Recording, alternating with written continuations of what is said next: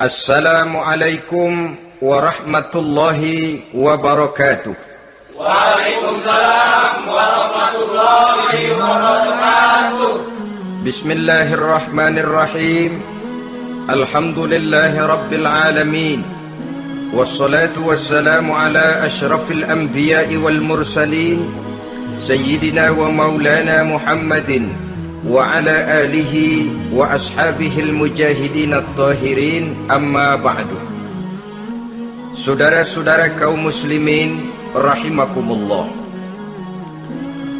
Taubat berasal dari kata-kata taba yatubu, yang isim masdarnya adalah taubatan.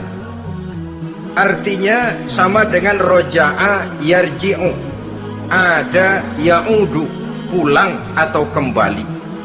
Bertobat maksudnya kembali dari yang dilarang oleh Allah. Kalau dalam perjalanan hidup ini kita suka menerjang larangan-larangan Allah, melaksanakan apa-apa yang dilarang olehnya, maka taubat artinya meninggalkan larangan-larangan itu dan kembali kepada apa yang diperintah oleh Allah Subhanahu wa ta'ala. Kenapa taubat ini harus disegerakan? Karena makhluk bernama manusia ini sulit melepaskan diri dari dosa dan salah. Nabi bersabda, kullu bani Adam khatta'un wa khairul khatta'ina tawwabun. Setiap anak Adam, yakni setiap manusia, pasti mempunyai dosa dan kesalahan. Dan sebaik-baik orang yang mempunyai dosa dan kesalahan ialah orang yang segera bertaubat. Dengan kata lain, orang yang baik sesungguhnya bukanlah orang yang tidak punya salah, karena tidak ada orangnya yang tidak punya salah. Tetapi orang yang baik adalah orang yang apabila melakukan kesalahan, dia segera sadar, dijadikannya kesalahan itu sebagai pelajaran untuk tidak diulanginya lagi pada masa-masa yang akan datang. Inilah yang digambarkan oleh Allah Subhanahu wa ta'ala dalam surah Ali Imran ayat 135. Walladzina iza fa'alu fahishatan, dan orang-orang yang apabila mereka terjatuh ke dalam perbuatan dosa, au zalamu anfusahum, atau berbuat zalim kepada diri mereka sendiri, zakarullaha fastaghfaru lidzunubihim, mereka segera ingat kepada Allah dan memohon ampun terhadap dosa yang pernah mereka kerjakan. Saudara-saudara kaum muslimin rahimakumullah, sejak awalnya iblis memang sudah memproklamirkan diri di hadapan Allah Subhanahu wa ta'ala. Apa kata iblis? Ya Rabbi wa izzatika la azalu aghwi bani Adam ma damat arwahuhum fi ajsadihim.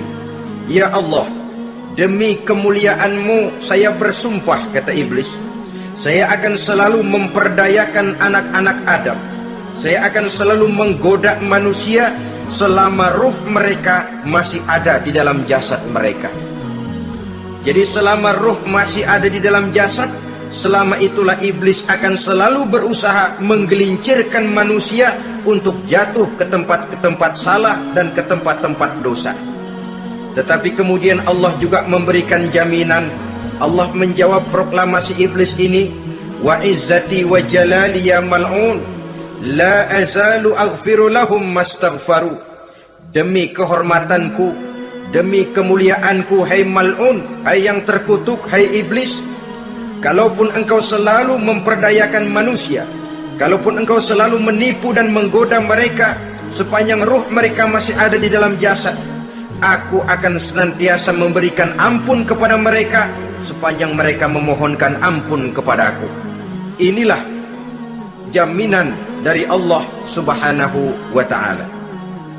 Saudara-saudara kaum muslimin rahimakumullah, oleh karenanya apabila kita berbicara tentang taubat, artinya kita berbicara tentang tingkah laku kita dalam kehidupan sehari-hari. Apa yang harus kita lakukan untuk sempurnanya satu taubat? Pertama, menyesal terhadap dosa yang pernah kita lakukan. Kadang-kadang ada juga orang bertaubat, tapi bukan nyesal terhadap dosa yang dia kerjakan, malah puas katanya. Dia ngomong sama teman-temannya, saya dulu zaman muda sudah kenyang judi, kenyang zina, kenyang mabuk-mabukan, sudah puas. Sekarang tinggal benernya saja, saya sudah taubat. Taubatnya sih bagus, tapi puasnya itu yang jelek.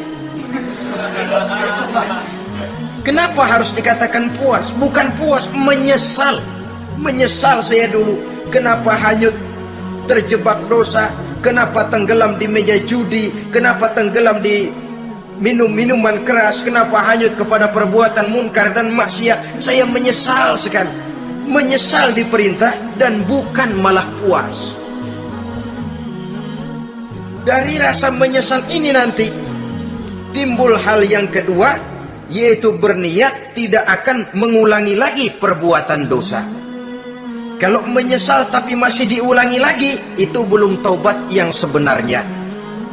Saya kapok, menyesal, tidak mau minum minuman keras lagi. Besok tidak ada minuman keras, malah pusing, nyari kesana kemari. Itu belum taubat yang sebenarnya.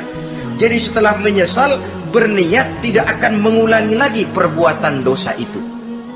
Kalau menyesal tapi masih diulanginya lagi, itu sama saja dengan main-main. Saudara-saudara kaum muslimin rahimakumullah, barangkali itu yang orang namakan dengan taubat sambal namanya.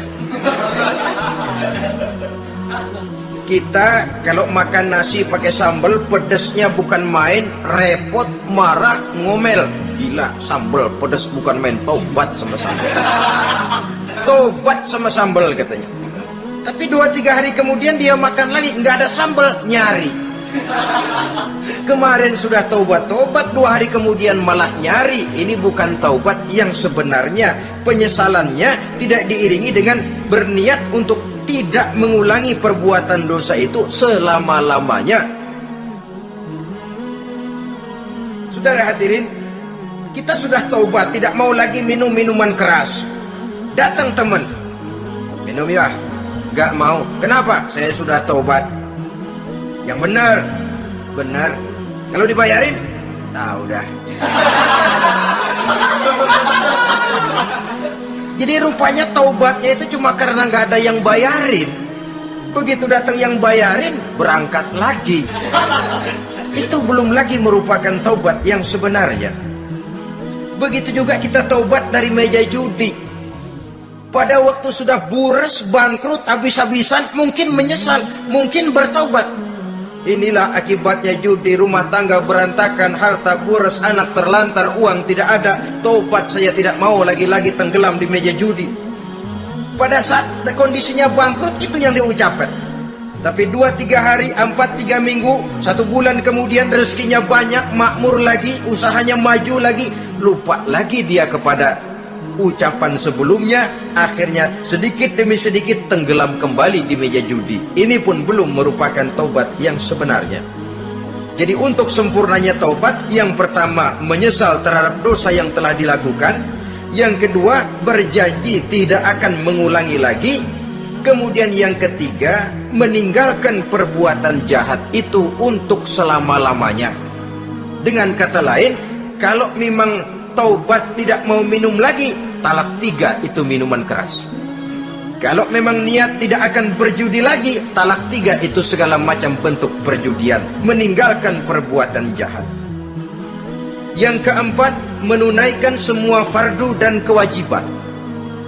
Sebab barangkali pada saat kita tenggelam dalam dosa, perintah-perintah Allah, jangankan yang sunnah, yang wajib saja sering kita lalaikan. Maka apabila diri telah berniat melaksanakan taubat, maka tunaikan semua kewajiban yang disyariatkan oleh agama kepada kita. Yang kelima, meminta halal kepada para lawannya dengan termasuk mengembalikan hak milik orang lain. Ini kalau menyangkut hukukul adamiyin atau hak-hak manusia. Jadi kalau kita berdosa kepada sesama manusia, Allah belum akan menerima taubat kita kalau kita belum minta maaf kepada yang bersangkutan. Adapun kalau kita sudah minta maaf tapi yang bersangkutan tidak mau memberikan maaf, itu urusan dia kepada Allah. Urusan kita adalah meminta maaf kepada yang bersangkutan. Hal yang keenam, mendidik atau melatih diri untuk bertaat kepada Allah.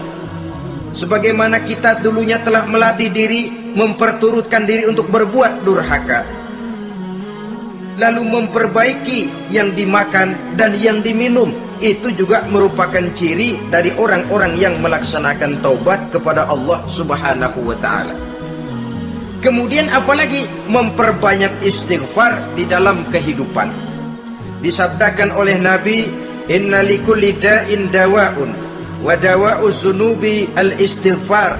Sesungguhnya segala macam penyakit tentu ada obatnya, dan obat dari segala macam dosa adalah istighfar. Saudara-saudara kaum muslimin rahimakumullah. Jadi kalau yang terdahulu merupakan perbuatan-perbuatan konkret, maka yang terakhir ini taubat dalam bentuk ucapan berupa memperbanyak istighfar, memohonkan ampun kepada Allah Subhanahu wa ta'ala. Mari kita lihat dalam teladan hidup kita, manusia yang hatinya paling bersih tidak lain adalah Rasulullah sallallahu alaihi wasallam. Beliau sudah mendapat jaminan ampun dari seluruh dosa. Liyaghfir lakallahu ma taqaddama min zambika wa ma ta'akhkhar, kata Allah. Muhammad, dosamu yang dahulu, dosamu yang sekarang, dosamu yang akan datang jikalau memang ada, seluruhnya sudah mendapat jaminan ampun dari Allah. Tetapi coba lihat dari sejarah perjalanan hidup yang mulia ini. Sungguh pun beliau sudah nyata-nyata mendapat jaminan ampun dari Allah. Beliau mengatakan, ayyuhan nas tubu ilallah fa inni atubu fil yaumi mi'ata marrah. Wahai manusia, bertaubatlah kepada Allah, maka sesungguhnya saya, kata beliau, dalam satu hari bertaubat 100 kali kepada Allah. Dalam riwayat yang lain, sab'ina marrah, 70 kali beliau mengucapkan istighfar minimalnya dalam sehari semalam.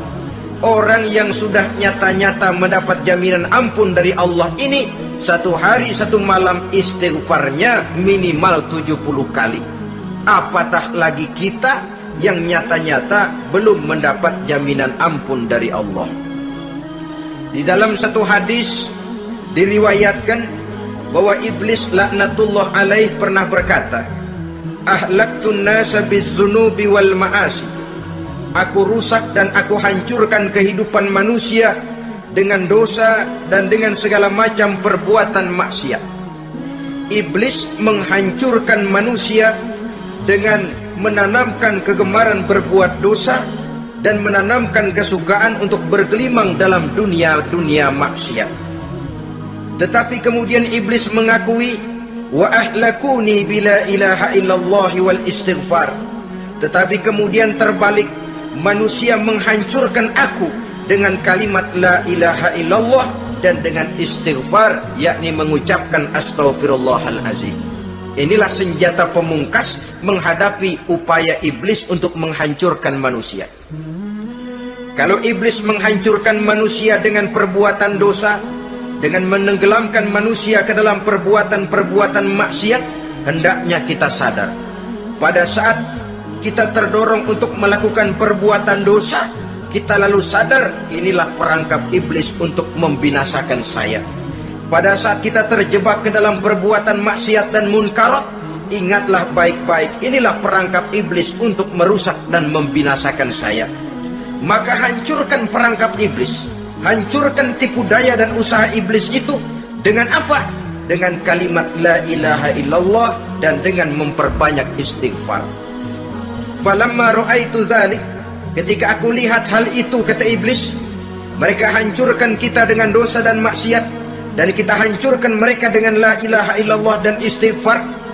Diamkah iblis? Puaskah iblis? Ternyata tidak. Apabila aku lihat usaha manusia itu, ahlaktuhum bil huda, ahlaktuhum bil hawa, wa hum yahsabuna annahum muhtadun. Apabila mereka hancurkan aku dengan la ilaha illallah dan istighfar, maka aku kembali menghancurkan mereka dengan mempergunakan hawa nafsu, sehingga mereka menyangka bahwa mereka adalah orang-orang yang mendapat petunjuk. Ditanamkan dalam diri kita perasaan bahwa kitalah orang yang paling benar. Itu pun tipu daya iblis. Maka orang pintar itu baik, tapi merasa pintar itu jelek. Orang benar itu bagus, tapi merasa benar itu tidak baik. Karena biasanya orang kalau sudah merasa benar, lalu cenderung untuk menganggap orang lain tidak benar. Kalau sudah begitu, dia akan mengklaim diri, sayalah orang yang paling benar, yang lain tidak benar semuanya. Itu termasuk perangkap iblis juga. Setelah kita gempur mereka dengan kalimat tahlil dan dengan kalimat istighfar. Saudara-saudara kaum muslimin rahimakumullah, Allah Maha Pengasih dan Maha Penyayang. Ia akan mengampunkan perbuatan yang bersifat salah dari manusia. Hanya manusia saja yang kadang-kadang bodoh, tidak mau mengampuni dan memaafkan dirinya sendiri, dengan membiarkan dirinya terseret berlarut-larut dalam dosa tanpa keinginan untuk bertaubat. Sepanjang nafas belum sampai di tenggorokan, sepanjang matahari masih terbit di sebelah timur dan terbenam di sebelah barat, sepanjang itu Allah masih akan menerima taubat seorang hamba. Innallaha yaqbalu taubatal abdi ma lam yugharghir. Allah akan senantiasa menerima taubat seorang hamba sebelum nafasnya sampai di tenggorokan. Apabila nafas sudah sampai di tenggorokan, maka taubat sudah terlambat adanya. Lalu yang konkret di dalam kehidupan ini, apa ciri-ciri dari orang yang melaksanakan taubat itu? Seorang ahli hikmah berkata, pertama, orang yang taubat itu kelihatan bahwa dalam kehidupan ini dia mampu menjaga lidahnya dari ucapan yang berlebih-lebihan, dari ucapan yang tidak ada manfaatnya, dari ucapan yang mengandung dosa, namimah, mengadu domba, dan ucapan-ucapan yang merugikan orang lain. Orang yang taubat kelihatan dari lidahnya. Ini yang konkret. Yang kedua, orang yang taubat itu cirinya tidak ada lagi rasa dengki di hatinya, tidak ada keinginan untuk membenci dan memusuhi orang lain. Kenapa? Dia sudah sibuk memikirkan kekurangan dirinya sendiri, sehingga tidak ada waktu lagi untuk mengorek-ngorek, mencari-cari aib dan kekurangan pada diri orang lain. Ini makna ucapan Nabi, tuba liman syaghalahu aibuhu an uyubin nas. Beruntunglah orang yang kekurangan pada dirinya menyebabkan dia cukup sibuk sehingga tidak sempat mencari-cari dan mengorek-ngorek aib dan kekurangan orang lain. Berbeda dengan orang yang masih jauh dari sikap taubat, selalu berusaha mencari dan mengorek-ngorek kekurangan orang lain, sementara aib dan kekurangan dirinya diumpetin. Ini namanya ilmu kancil. Orang lain disorotin, dia ngaling, ngumpet. Kerjaannya apa? Monten orang lain saja. Dia sendiri tidak mau diponten dan tidak mau memonten dirinya. Akibatnya apa? Sikap introspeksi tidak ada. Sikap mawas diri hilang. Sikap melihat, bercermin terhadap pribadinya sendiri hilang. Yang ada cuma menilai orang lain saja. Jadi adapun orang yang sudah bertaubat ini, di hatinya tidak ada dengki. Melihat orang lain mendapat nikmat, alhamdulillah, dia ikut bersyukur. Lain dengan orang yang jauh dari taubat. Tetangganya dapat nikmat, dia meriang. Tidak senang hatinya melihat orang lain senang. Orang melarat malah tepuk tangan. Saudara hadirin yang saya muliakan, orang yang semacam ini pada hakikatnya selalu disiksa oleh perasaannya sendiri. Kalau tetangganya yang kaya, ditanya kemana dukunnya.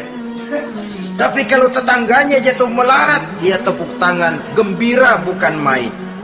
Lain dengan orang yang sudah bertobat, hasud itu hilang dari dirinya. So hasud inilah yang akan memakan kebaikan yang kita kerjakan. Kata Nabi, hasud itu bisa memakan kebajikan seperti api memakan kayu bakar. Allahu Akbar. Puasa kita, zakat kita, sholat kita, habis keropos dimakan oleh sifat hasud. Tidak terasa, tapi begitu kita punya sifat dengki kepada orang lain, maka sholat kita dimakan oleh dengki tadi, puasa kita dimakan oleh dengki tadi, segala macam kebaikan yang kita kerjakan dimakan oleh si dengki tadi. Seperti api memakan kayu bakar, cepat sekali. Itulah sebabnya bagaimanapun banyak kebaikan yang sudah kita kerjakan, jangan bangga dan jangan lalai. Sebaliknya, bagaimanapun besar dosa dan kesalahan yang pernah kita lakukan, jangan putus asa dari rahmatnya Allah Subhanahu wa ta'ala. Jadi yang kedua, ciri orang yang bertobat, di hatinya tidak ada dengki dan tidak ada rasa ingin memusuhi orang lain. Dia berhadapan dengan setiap orang dengan modal husnuzon, baik sangka kepada Allah, tidak a priori. Kadang-kadang ada orang ketemu saja baru tapi sudah punya rasa jelek, diperturutkannya suuzonnya. Yang ketiga, ciri orang bertaubat itu menjauhkan diri dari pergaul dengan orang-orang jahat. Sebab kita tahu bahwa pergaulan sangat besar pengaruhnya dalam ikut membentuk kepribadian manusia.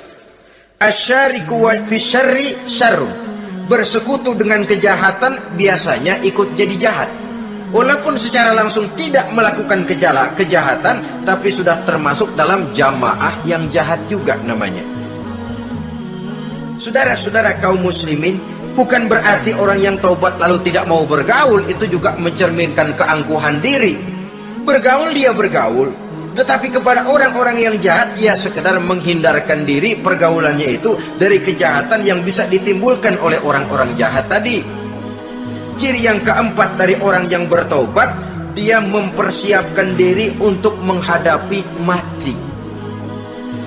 Mempersiapkan diri. Sebagaimana kita tahu, kalau kita akan pergi ke luar kota, tentu kita membawa bekal.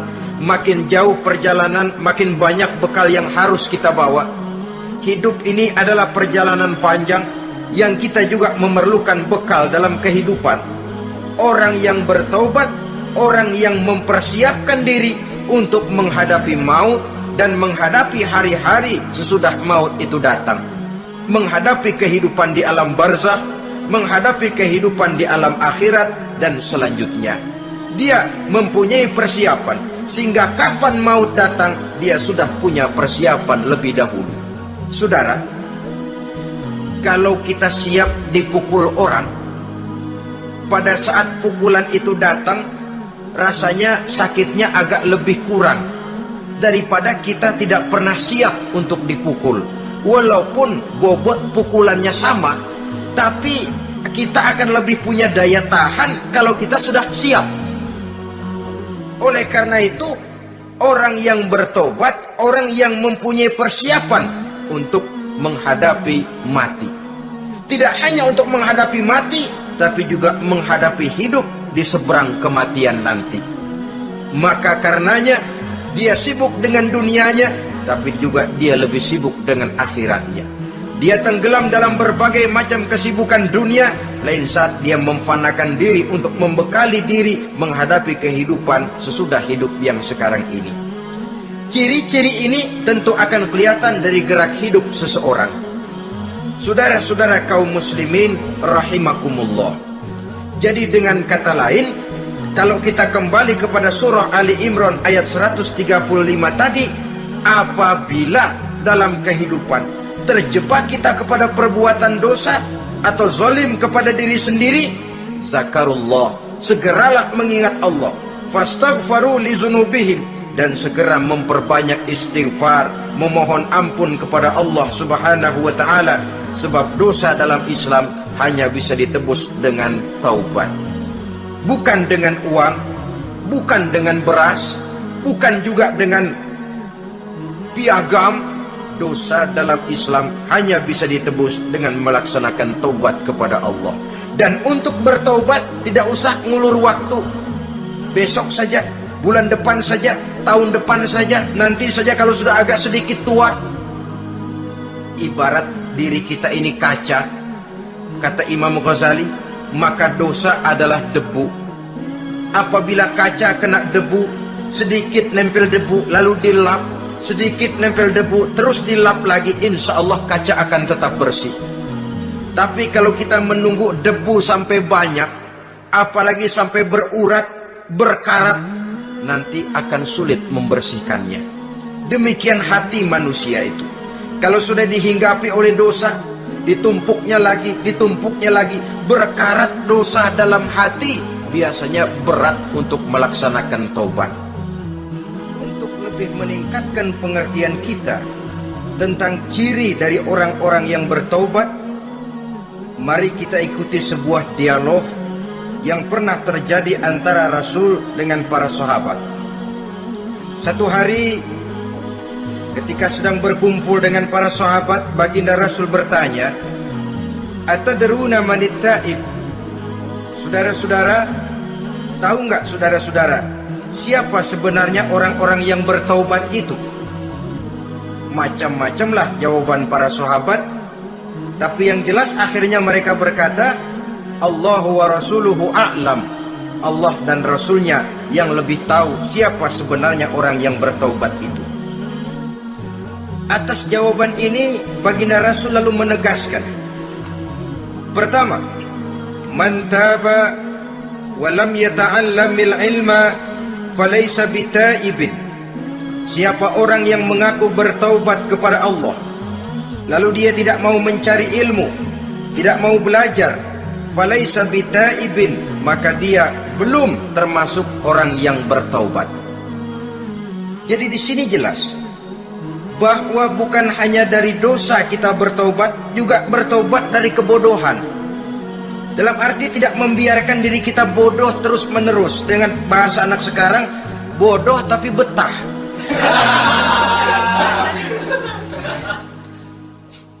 Orang yang mengaku bertaubat tapi tidak menggali ilmu, tidak mau belajar, tidak mau mencari ilmu, tidak hadir di mana majelis taklim, belum dianggap taubat yang sebenarnya. Jadi grafik orang yang taubat itu kelihatan dari kesungguhannya mencari ilmu, menghadiri majelis taklim, menghadiri kuliah-kuliah, ceramah-ceramah dan diskusi-diskusi keagamaan. Rakus dia dengan ilmu pengetahuan agama, sehingga dengan ilmunya taubatnya semakin mantap. Ini ciri yang pertama. Lalu beliau bersabda lagi, wa man taba wa lam yazdad fil ibadati falaysa bitaibin. Barang siapa yang mengaku bertaubat tapi ibadahnya tidak tambah-tambah, maka dia belum termasuk orang yang taubat. Orang yang bertaubat ada grafik peningkatan ibadahnya. Jadi kalau mulutnya taubat, minta ampun, tapi ibadahnya gitu-gitu aja, belum merupakan taubat yang sebenarnya. Jadi pada saat dia melaksanakan taubat, memproklamirkan diri untuk kembali ke jalan Allah, nilai ibadahnya meningkat. Kalau sholatnya tadinya cuma sekedar yang wajib-wajib saja, setelah dia taubat bertambah melaksanakan yang sunnah, rawatibnya, qobliyah, ba'diyahnya, atau kemudian nawafilnya berupa tahajud, hajat, duha, istikharah, dan sholat-sholat sunnah lainnya. Jadi kelihatan dari peningkatan ibadahnya. Ini ciri yang kedua. Yang ketiga kata Nabi lagi, wa man taba wa lam yardal khusama falaysa bitaibin. Barang siapa yang mengaku bertaubat kepada Allah tapi dia tidak bisa meridhoi musuh-musuhnya, maka belum lagi dia dianggap orang yang bertaubat. Meridhoi, memaafkan musuh. Saudara, memberi maaf itu lebih sulit daripada minta maaf. Tapi memberi maaf lebih mulia daripada minta maaf. Minta maaf gampang, memberi maaf yang sulit. Karena itu orang yang memberi maaf menunjukkan jiwa yang lebih luhur daripada orang yang minta maaf. Sebab apa? Posisi orang yang memberi maaf kan posisi orang yang menang. Biasanya dalam posisi menang orang gampang congkak dan sombong. Orang datang minta maaf kepada kita, lalu timbul keseganan. Iya, minta maaf sih gampang. Memberi maaf itu yang sulit, tapi itu yang sangat dianjurkan, dan itu merupakan ciri dari orang-orang yang bertaubat. Lalu apalagi? Wa man taba wa lam yughayyir libasahu wa zinatahu falaysa bitaibin. Barang siapa yang mengaku bertaubat tetapi pakaian dan perhiasannya tidak berubah, maka dia belum lagi dianggap bertaubat. Orang bilang pakaian memang kulit, yang penting isi. Tetapi bagaimanapun kulit mencerminkan isi. Dari pakaian kita bisa mengkaji kepribadian seseorang. Saya berpendapat bahwa pakaian penting, kulit juga penting. Kulit penting, isi penting. Kulit tanpa isi tidak ada artinya. Isi tanpa kulit juga meragukan orang. Wah, yang penting kan isinya, kulitnya gimana saja. Saya mau tanya, saudara dapat duren di jalanan, isi aja nggak ada kulitnya, kira-kira dimakan nggak duren? Paling kurang akan menimbulkan keraguan, jangan-jangan sudah dicampur racun ini. Jadi dengan demikian orang yang bertaubat ini kelihatan dari cara berpakaian, cara berhias diri, tidak over. Dia kembali kepada fungsi berpakaian. Dalam Islam kan sesungguhnya fungsi pakaian itu yang paling utama. Pertama, nutup aurat, itu ukurannya. Yang kedua, pantas. Yang ketiga, baru soal mode. Di zaman kita sekarang terbalik. Mode nomor 1, pantas belakangan, nutup aurat apa tidak nomor 16. Kalau sudah mode, kita kekira kekurangan pertimbangan. Ini buat saya pantas apa tidak, ini menutup aurat apa tidak. Kita balik, padahal fungsi berpakaian dalam Islam tujuan utamanya pertama nutup aurat. Biar modenya mutaakhir, ciptaan Pierre Cardin sekalipun, kalau memang tidak nutup aurat, ya hukumnya masih belum berpakaian. Atau juga ukuran yang kedua, pantas. Yang orang lain pantas kita pakai, belum tentu kita pantas. Kita kadang-kadang kehilangan pertimbangan. Lihat iklan bintang film memakai pakaian yang begini bagus, lalu kita pakai saja. Ya tentu namanya bintang film. Kadang-kadang pakaian untuk show dipakai buat kondangan, akhirnya habis sekampung orang nonton dia. Ya nggak pantas toh, nggak wajar. Saudara hadirin yang saya muliakan, orang yang bertobat kelihatan dari pakaian dan perhiasannya. Kalau sudah memakai perhiasan, ya sekedarnya saja. Tidak lalu dengan niat supaya orang tonton, supaya orang lihat, supaya orang tahu dia kaya, supaya timbul decak kagum, asal dia lihat orang lalu wah. Kalau sudah diwahi lalu senang. Saudara hadirin yang saya muliakan, kemudian kata Nabi lagi, wa man taba wa lam yubaddil ashabahu falaysa bitaibin. Siapa yang mengaku bertaubat tapi pergaulannya dari itu ke itu saja, seperti itu juga, tidak mengalami perubahan, maka dia belum lagi dianggap bertaubat. Kalau taubat kita dari judi, jangan bergaul lagi dengan penjudi. Dalam arti jangan berkumpul di majelis judi. Ah, saya sih udah tobat nggak main judi, tapi ngumpulnya di situ terus. Ya bagaimana? Pada akhirnya toh akan terseret juga. Saudara hadirin yang saya muliakan, jadi dengan demikian lingkungan juga sangat besar pengaruhnya dalam kriteria orang yang bertaubat.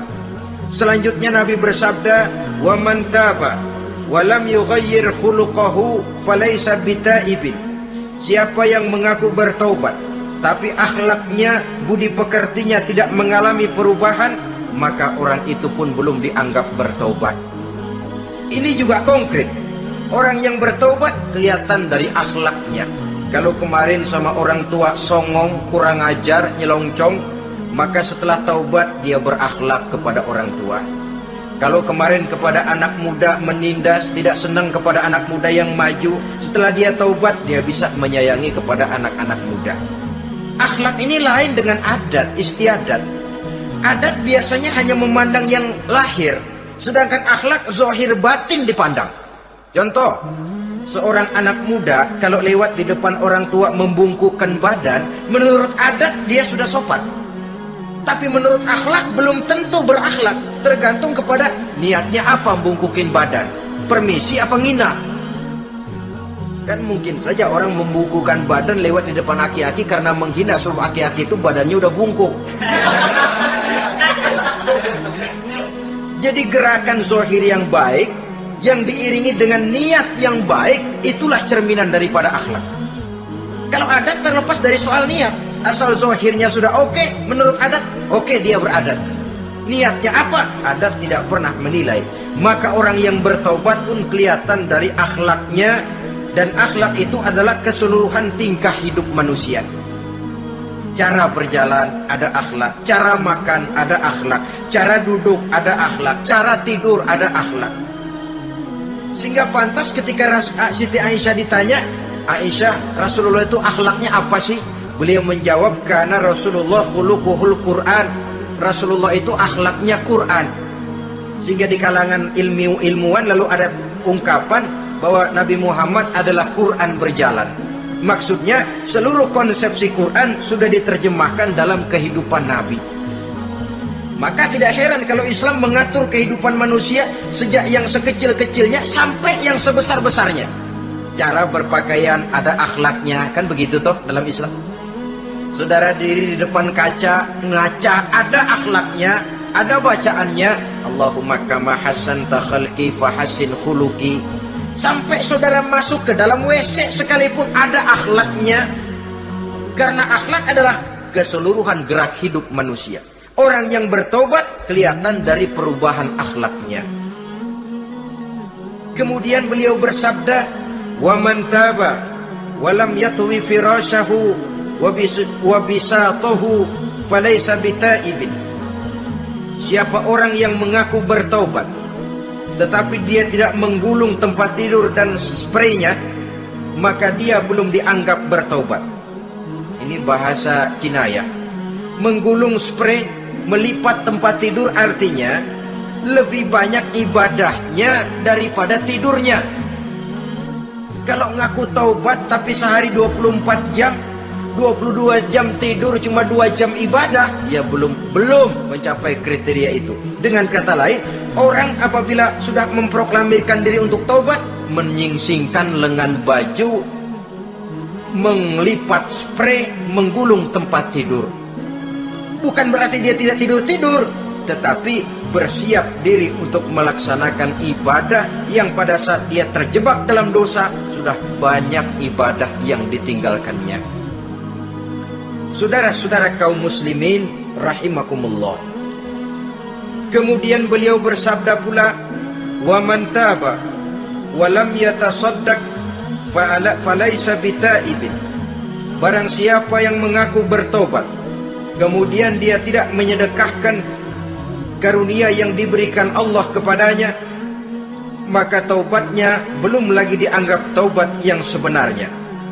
Faman istabana minal abdi hazihil khisal fahuwa taibun haqqa. Apabila nyata tanda-tanda ini pada diri seorang hamba, maka barulah taubatnya dinamakan taubat yang sebenarnya. Jadi untuk taubat itu ada 2 jalan yang bisa kita tempuh. Pertama, taubat dengan lisan, taubat dengan ucapan. Dalam artian apa? Memperbanyak istighfar. Istighfar yang mana? Yang mana yang mungkin saja. Kalau waktunya sempit ya istighfar yang pendek-pendek. Astaghfirullah, astaghfirullah, astaghfirullah. Mau yang lebih panjang, astaghfirullahalazim allazi la ilaha illa huwal hayyul qayyum wa atubu ilaih min jami'il ma'asi waz zunub la haula wala quwwata illa billahil aliyyil azim. Ada waktu yang lebih panjang lagi membaca sayyidul istighfar. Tiap kali berbuat jahat, tiap kali diiringi dengan istighfar. Nah, ini yang bisa runtuh dengan istighfar ini dosa apa? Dosa yang ringan, dosa yang biasanya dilakukan oleh panca indera kita. Mata, ini dosa mata, insya Allah bisa runtuh dengan istighfar. Melihat yang haram, cepat nunduk, astagfirullah. Habis nunduk jangan ngeliatin lagi. Kadang-kadang lihat nunduk istighfar, melotot lagi, istighfar lagi.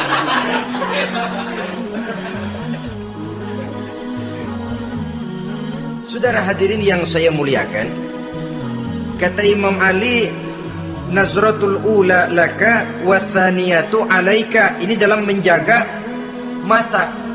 Pandangan pertama rezekimu, kelihatan, namanya kelihatan kan rezeki. Pandangan pertama rezekimu, ulangannya dosamu. Ulangannya ini yang bisa membawa dosa. Dosa karena lidah, mengucapkan kata-kata yang menyakitkan orang. Dengan istighfar insya Allah runtuh. Adapun dosa-dosa besar lainnya tentu harus dengan perbuatan. Tidak cukup dengan sekedar istighfar saja. Perbuatannya apa? Itulah seperti yang sudah saya sampaikan pada ciri-ciri orang yang bertaubat tadi. Oleh karenanya, beruntunglah kita masih diberikan umur oleh Allah. Sehingga segala dosa dan kesalahan yang kita lakukan, kita masih punya kesempatan untuk mengadakan pemutihan, bertaubat kepada Allah. Nah, apa kemudahan yang diberikan Allah kepada orang yang melazimkan istighfar di dalam hidupnya? Pertama, kata Nabi, man lazimal istighfar, siapa orang yang melazimkan, membiasakan diri istighfar, diberikan keistimewaan oleh Allah. Pertama, ja'alallahu lahu min kulli dhiqin makhraja. Allah akan memberikan jalan keluar untuknya dari segala macam kesulitan. Hidup ini kan problem. Makin tinggi status sosial, makin banyak urusan. Urusan akan selesai apabila hidup di dunia selesai. Kita menyangka orang lain lebih enak dari kita, padahal tiap orang punya urusan. Yang namanya enak barangkali persis seperti pelangi biang lala itu. Tidak pernah di atas kepala kita, di atas kepala orang lain saja. Begitu kita memandang keenakan dalam hidup ini. Petani bilang pedagang enak, pedagang bilang petani enak. Tapi begitulah keenakan itu. Orang yang melazimkan istighfar, dia akan diberikan jalan keluar dari segala macam kesulitan. Menurut perhitungan otak, didlek, buntu, tidak sanggup lagi, entah bisa terwujud dan terlaksana. Allah memberikan jalan keluar dari segala kesulitan. Saudara, kalau Allah sudah memberikan jalan keluar dari kesulitan, siapa lagi yang bisa bikin sulit kita? Kalau Allah yang memberikan jalan keluar, everything is running well katanya. Semua urusan bisa jalan dengan lancar. Tapi tanpa istighfar, jauh kita dari Allah. Jalan yang sudah lapang pun bisa jadi sempit. Urusan yang sudah nyata akan selesai pun bisa jadi menjelimet. Dan jalan yang tadinya tidak berliku-liku pun bisa berliku-liku. Ini faktor yang di luar perhitungan matematis. Kita tidak mampu, Allah maha mampu. Menurut akal kita tidak mungkin. Kalau Allah mau, tidak ada yang tidak mungkin. Saudara-saudara, ini fasilitas pertama. Orang yang gemar istighfar diberikan jalan keluar dari segala macam kesulitan. Yang kedua, wa min kulli hammin faraja, diberikan kegembiraan dari setiap kesusahan yang dihadapinya. Ada saja faktor-faktor yang mendatangkan kegembiraan, yang mendatangkan refreshing di dalam kehidupannya, sehingga dia tidak lalu merasa jalannya buntu, tidak merasa kesulitannya tidak pernah terselesaikan. Dan yang ketiga, fasilitas yang diberikan Allah kepada orang yang gemar istighfar, wa razaqahu min haitsu la yahtasib. Allah akan memberikan kepada mereka rizki dari jalan yang tidak pernah mereka sangka-sangka, dari jalan yang tidak pernah mereka perkirakan sebelumnya. Saudara-saudara kaum muslimin rahimakumullah, inilah fasilitas ketiga yang diberikan Allah kepada orang yang gemar istighfar. Rizkinya datang dari jalan yang tidak disangka-sangka. Sebab rizki ini juga termasuk hal gaib. Dan jangan lupa, ar-rizku bimakna al-ata hissiyan kana au maknawiyan. Rizki adalah pemberian baik yang konkret maupun yang abstrak. kita sering membatasi pengertian rezeki, maka rezeki kita jadi sering terbatas. Menurut kita kan yang namanya rezeki cuman duit saja. Kalau bukan duit bukan rezeki. Padahal semua karunia Allah itu rezeki. Umur rezeki, istri rezeki, anak rezeki, pangkat dan jabatan rezeki, termasuk duit juga rezeki. Tapi dalam kebiasaan kita rezeki cuman duit. Begitu duit seret kita anggap rezeki macet. Maka akhirnya kita tidak bersyukur kepada Allah. Padahal mungkin di sektor duit macet, tapi rezeki dari segi lain, ilmu barangkali tambah, wibawa naik, pangkat naik, anak tambah, itu juga merupakan rezeki. Saudara-saudara kaum muslimin rahimakumullah, orang yang gemar istighfar ini diberikan rezeki dari jalan yang tidak disangka-sangkanya, dibukakan perbendaharaan Allah untuknya, sehingga rezekinya datang dari cara yang tidak disangka-sangka. Allah Maha Kaya. Kalau dia mau, la mani'a lima a'taita wa la mu'tiya lima mana'ta. Tidak satu kekuatan pun yang mampu mencegah apa yang hendak diberikan Allah, dan tidak satu kekuatan pun yang sanggup memberikan apa yang dicegah oleh Allah Subhanahu wa ta'ala. Ini keistimewaan yang diberikan Allah kepada mereka yang gemar beristighfar di dalam kehidupan ini. Jangan lagi berpikir, gua sih nggak punya dosa, istighfar amat. Sombong, saudara-saudara. Manusia itu lebih baik merasa banyak dosa daripada merasa tidak punya dosa. Tanda orang bahagia, kata Nabi, 4. Pertama, orang yang selalu ingat kepada kesalahan yang pernah dia lakukan. Itu orang bahagia.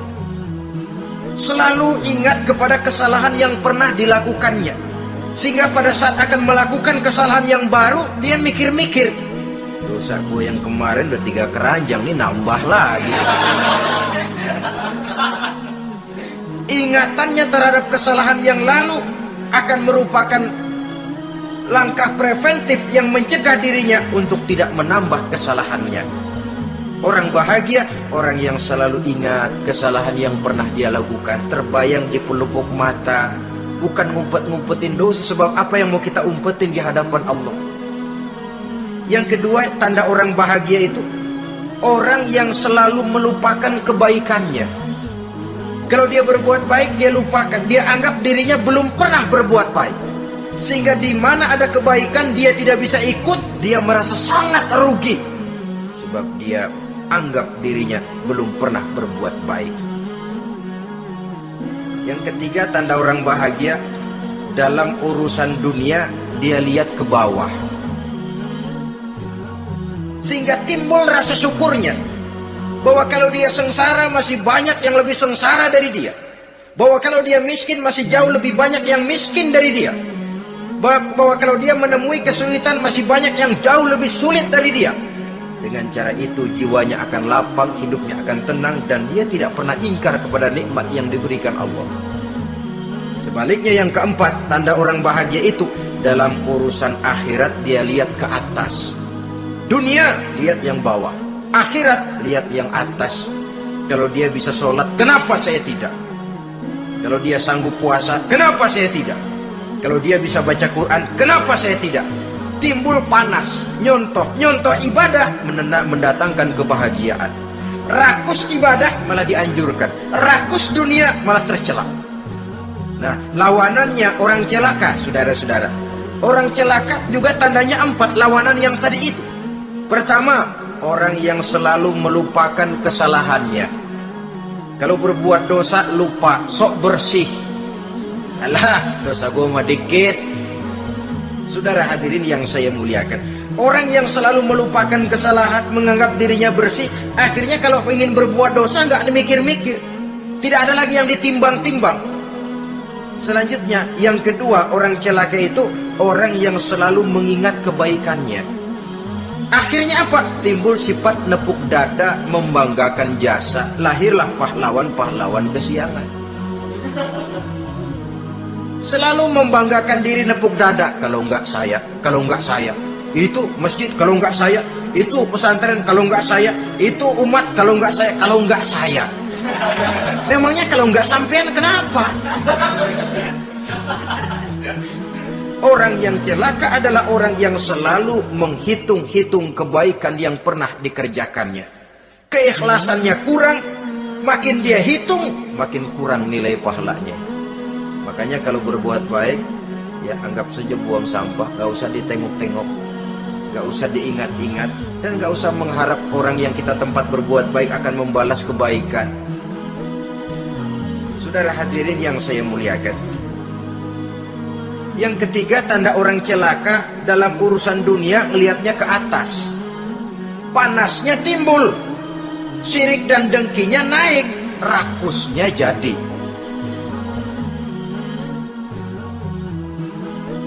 Timbul sifat panasnya itu, tidak mau ngerti. Kalau tetangga saya bisa beli kulkas, kenapa saya tidak? Kalau tetangga saya bisa beli motor, kenapa saya tidak? Kalau tetangga saya bisa beli mobil, kenapa saya tidak? Gaji nggak cukup, tuyul piara.